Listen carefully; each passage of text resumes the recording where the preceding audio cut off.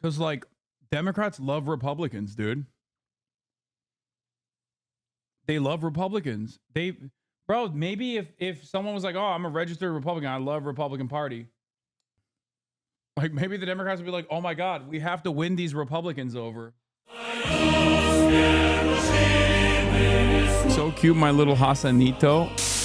Anyway, let's get back to the Arab Americans in Michigan. Of State and Defense suggest U.S. military aid could be in jeopardy if there is no improvement in the next 30 days. Well, we are exactly 3 weeks to go until America picks its next president. And one of Michigan's key voting blocks, and Michigan is a key swing state. One of the key blocks there is the Arab American community, and they could potentially help decide the outcome of the election in this state. Just this week, two prominent Arab American groups there made an unprecedented announcement that they won't be endorsing either candidate for president. Michigan, worth 15 electoral votes, as I say, is considered a crucial battleground. Trump won there in 2016, but in 2020, the Great Lakes state went blue, with Biden claiming victory. But the numbers were tiny. My next guest is an Arab American and community organizer from Dearborn, Michigan, which has one of the highest concentrations of Muslim residents in the US. Samra Lukman says that she's a lifelong Democrat who has endorsed Donald Trump, saying this: believe him or not, if there is a 99% chance that Trump is going to continue the genocide, and I have to weigh that against the 100% chance that it's going to continue under Harris, I'm going to take the 99% chance. Well, Samra Lukman is joining me now, and it's good to have you. Thank you very much indeed. Your position, I think, is so important as our viewers around the world get to grips with what is going to happen in the States some 3 weeks from now. Before we talk about the position that you've had and the post that I've just read out from you, and we've had some breaking news in the past hour or so. It's good to have you on because I think your perspective here is important. The Biden administration has, we have just learnt, sent a letter to the Israeli government demanding that it act to improve the humanitarian situation in Gaza within the next 30 days or risk violating US laws governing foreign military assistance, which is effectively suggesting US military aid to Israel could be in jeopardy. What this statement is, the 100% versus 99%, despite the fact that Trump has said he's going to finish the job, Miriam Adelson has given him $100 million so far, is the implication that the Biden administration is currently single-handedly responsible for it. And while the likelihood is that Trump will also continue doing the same exact shit, he's not currently responsible for it.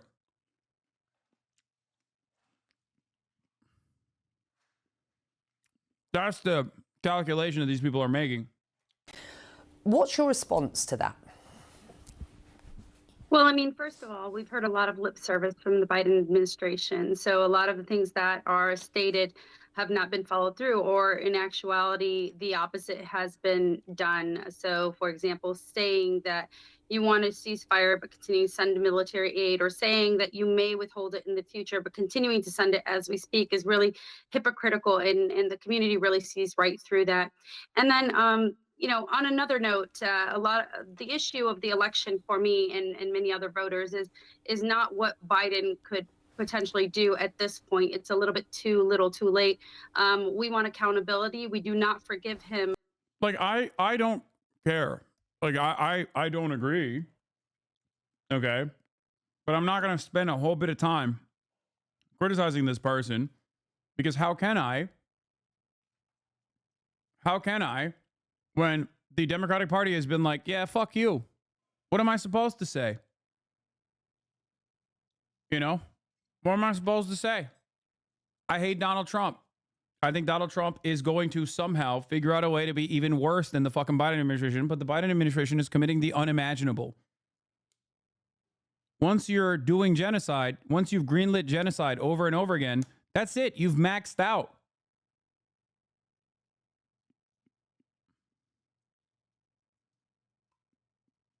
You've maxed out.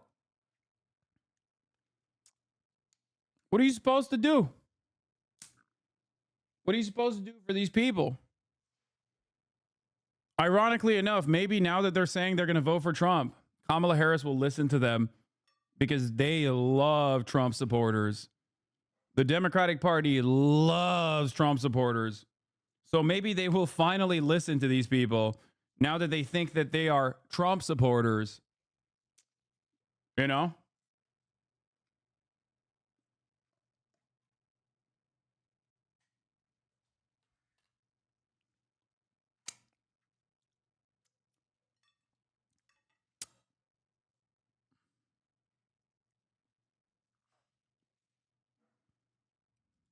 For the genocide of over 200,000 civilians.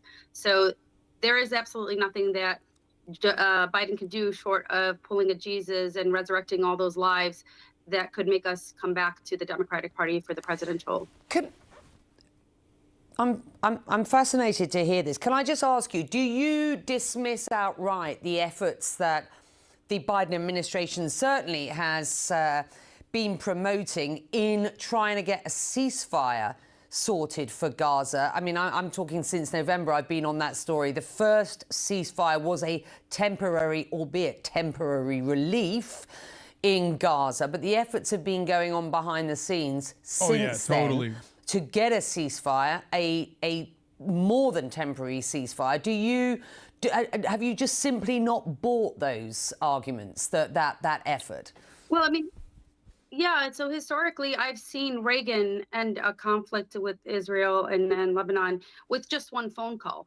And I know that our president can do more and is capable of having that power and sway to do more. So I don't buy the lip service. I don't buy the crumbs of a temporary ceasefire here and there. And all the while, as they're continuing to send aid that is literally, we are watching people burned alive. We are watching mutilated bodies of babies. There is just nothing that he could potentially say that would make me believe that he's incapable of having called for a ceasefire by now if he had really actually wanted one. Right. And I know that you're referring to images on social media that are horrific to see, and they are widely circulated these days. It is an out-and-out catastrophe. You talk about 99% certainty of what Trump will do. We've heard him talk about wanting the Israelis to finish the job, just get it done. When you talk about a 99% sort of possibility of knowing what he is up to, doesn't it worry you when you consider voting for Donald Trump and you hear his message on and to Israel at this point? I've heard many things come out of his mouth that were contradictory, and right now we haven't gotten any specific policies, but he has stated that he wanted to stop the war. Now, what I can say is that with 100% certainty, had this genocide been occurring under the Trump's presidency, we would have seen Democrats stand up and find their moral compass as they did when he moved the embassy. You had over 50 Democrats, I believe, that stood up and said, this is wrong. However, with the duopoly and the nature of politics in this country, because it is a Democratic president, you're never going to have Democrats step up, especially during an election year, and say, what is he's doing is wrong. So even if Trump was to do exactly the same thing that Biden is doing, I have a little bit of hope that perhaps Democrats would find their moral compass and stand up and say that, we would need a ceasefire by now. With certainty, I imagine they would have called for it by now had it been under Trump. So that's one thing. On the other note, Trump, as we know, is a wild card. And we've seen even after, towards the end of his prior presidency, that he soured on Biden. And I can only hope. I love that the Democrats have given yet another opportunity for Donald Trump to come across as like potentially a peaceful dove with their conduct in Gaza. and also the wild card. Like, Trump was the president for 4 fucking years. We know what he's going to do. There is no wild card element here.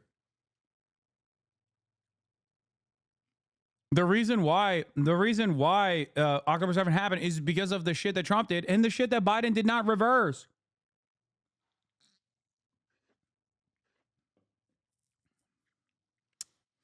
This is cries of desperation from people that have understandably been cast aside by the Democratic administration. That's it. That due to some personality conflict or serendipitously he solves the crisis in the Middle East. My only goal is to ensure that people are held accountable for the genocide, and that it sends a message to him and any other subsequent president that you will not be rewarded if you do what. It won't. Democrats will never learn the lesson. That's why I don't spend a whole lot of time being like, you're going to be able to punish the Democrats. You're not.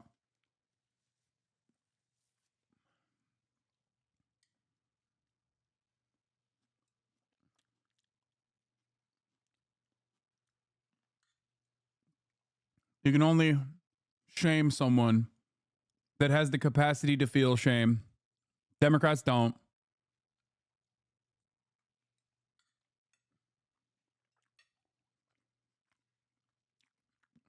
What Biden has done. And that is something that I think he is a political animal. I'm not even kidding though. Like, the fact that people are coming out and being like, I'm pro-Trump, I'm going to vote for Donald Trump, could potentially cause the Democrats to be like, oh no. maybe we need to win their votes now that they're Trump supporters. Democrats have one speed. They only care about Trump supporters. So now these people are like, we're Trump supporters. We love Donald Trump. Maybe that'll cause the Democrats to listen. I don't know. I'm sure he will see that message as well. And for our viewers' sake, you've written, and I quote you here, there is no greater insult to me, a Muslim Yemeni American woman, or to my community, than to assume we do not understand the ramifications of a second Trump presidency. 2 Arab American organizations, though, have decided not to endorse either candidate at this point. Last time, as I understand it, back in 2020, you wrote in Bernie Sanders in the 2020 election. There's a possibility of doing that again, given the risks of a Trump presidency, but you've decided not to do that. Can I just ask you why? Yes, because I follow the polls closely, and with the numbers as they are, if the election were held today with Harris leading in Michigan and Trump, trailing about 3 to 4 points on average, you have about. She's like, I'm not wasting my vote on a third party.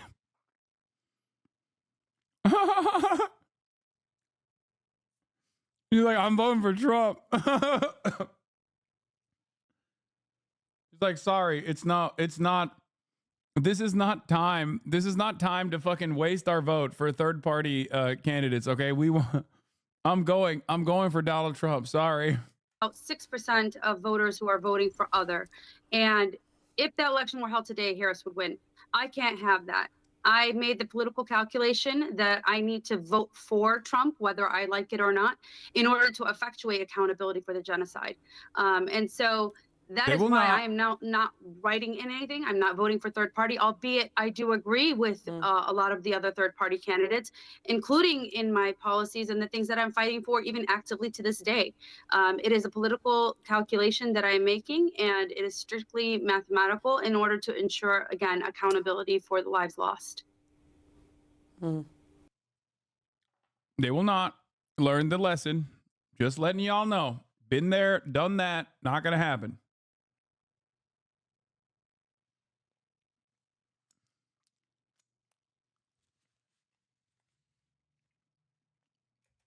And you are a one-issue voter in 2024, are you? With genocide, I think that even if you were to weigh all the domestic policies, the value of human life to me is Wait. What do you think she thinks Trump's going to do? No, she's just saying, like, I think you guys are not understanding what she's saying. She's saying, I want the Democrats to lose, which is why I am voting for Donald Trump. That's what she's saying. She's like, I don't think Trump is going to be better on this issue. The only thing I know is that Donald Trump is currently not president and not doing the genocide.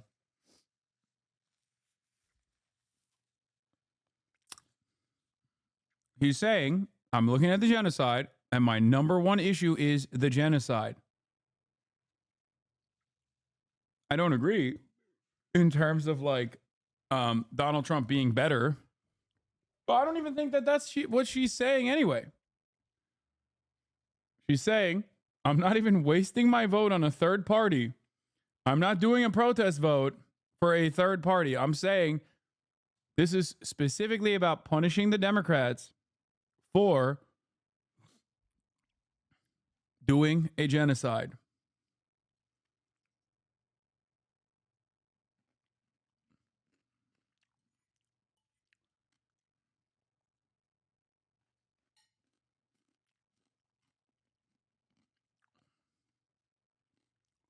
Come on, bro. Okay. Her main issue is the genocide, and Kamala Harris is a way better shot at stopping the genocide than Trump. I don't agree with this person, but let me tell you, I don't agree with you either. Okay? You are hallucinating an alternative reality when you say Kamala Harris is a way better shot. Like, what do you mean?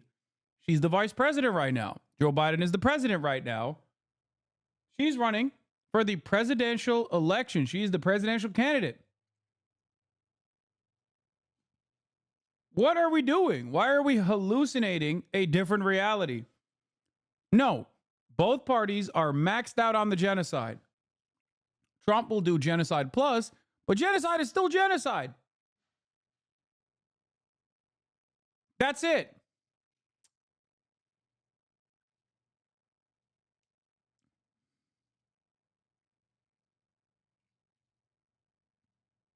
Bouncing on my boy's cockmala. I think it's crazy.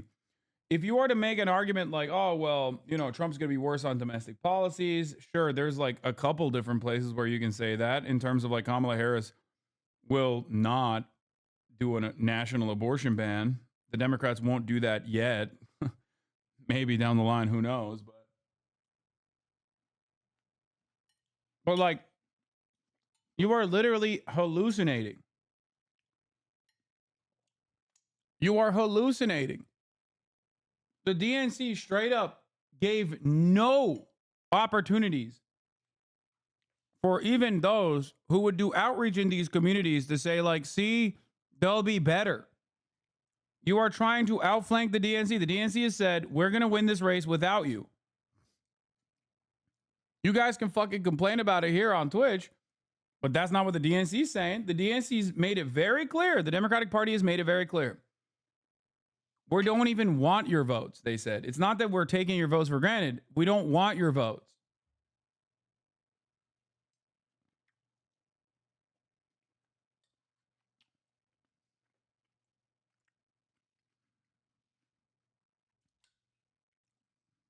What do you want people to respond to that with?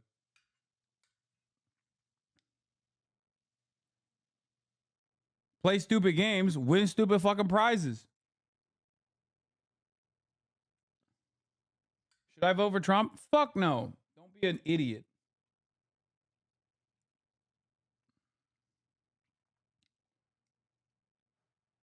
Vote for whoever the fuck you want, as long as it's not Donald Trump. That's why I'm riding with Biden, baby. I'm riding in Joseph Robinette Brandon.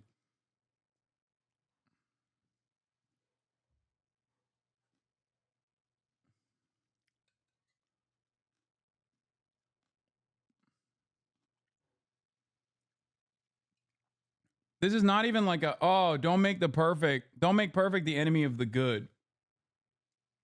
Like, you can't even make the same arguments that liberals used to make about immigrants. Oh, I guess you don't care about the immigrants, sweetie. It's like, yeah, you know who also doesn't care about the immigrants? The Democratic Party. What are you supposed to do? How are you supposed to be making any sort of advocacy in these fields when the Democratic Party's communication on the matter is literally, nah, we want to do like immigrant purges too. We just want to like make it, I guess, like more processed and streamlined. Whereas the Republicans don't want to do that. They're standing in the way of progress in terms of building the wall.